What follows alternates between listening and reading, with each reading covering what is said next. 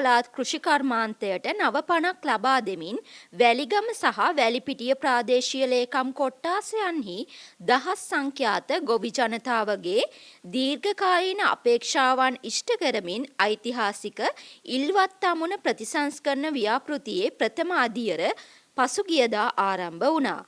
කෘෂිකර්ම පශු සම්පත් ඉඩම් සහ වාරිමාර්ග අමාත්‍ය ලාල්කාන්ත මහතාගේ ප්‍රධානත්වයෙන් පැවැත් වූ මෙම උත්සවයට දකුණු පළාත් ආණ්ඩුකාර ආචාර්ය සුසිරිපාල මානවඩු බලශක්ති නියෝජ්‍ය අමාත්‍ය අර්කම් ඉල්ලයාස් සහ පාර්ලිමේන්තු මන්ත්‍රී මහාචාර්ය එච්.එම්. අබේවික්‍රම පාර්ලිමේන්තු මන්ත්‍රී අජන්ත ගම්මැද්දගේ ඇතුළු දේශපාලන අධිකාරියත් දකුණු පළාත් ප්‍රධාන ලේකම් චන්දිම සී මුහන්දිරම් මාතර දිස්ත්‍රික් ලේකම් චන්දන තිලකරත්න යන මහත්වරුන් ඇතුළු රාජ්‍ය නිලධාරීන් සහ ආරාධිතයන් රැසක් සහභාගී වුණා.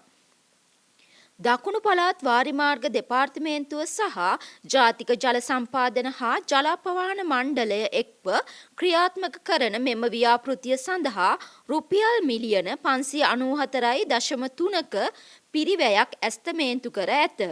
මාස 20ක කාලයක් තුල ඉදිකිරීම් නිම කිරීමට සැලසුම් කර ඇති මෙම ව්‍යාපෘතිය මගින් වැලිපිටිය ප්‍රාදේශීය ලේකම් කොට්ටාසයේ 57000කට අධික ජනගහණයට සහ 8000කට අධික ගොවි ජනතාවට ඍජු හා වක්‍ර ප්‍රතිලාභ හිමිවනු ඇති.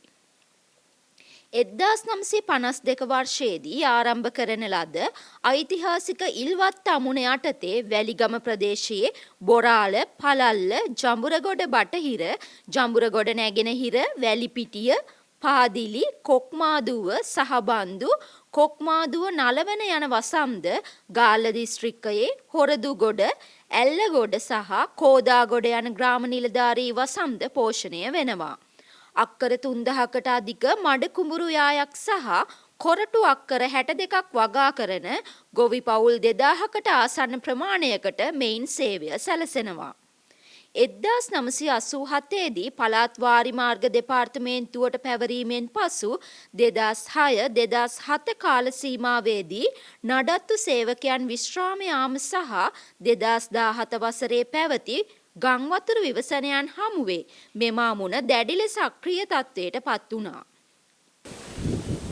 මෙතනදී මම දැකපු වැදගත්ම දේ තමයි අපේ විශේෂයෙන් පළාත් රාජ්‍ය සේවයේ රාජ්‍ය නිලධාරීන්ට මේ සම්බන්ධයෙන් තියෙන උනන්දුව. ඒකම කොහෙවත් දැක්කේ නැහැ.